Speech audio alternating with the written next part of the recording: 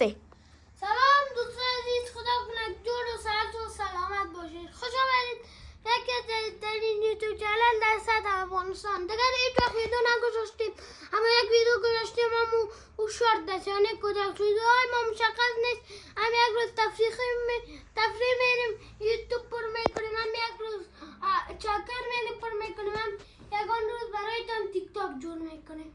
امروز دو شخصیت داریم که یکی بچه علمیم است، یکی خورم است. بچه همه در یوتیوب چینل ها نمه اعتناد ایگان تیک تاک اکای ما میره یا هم خورک است.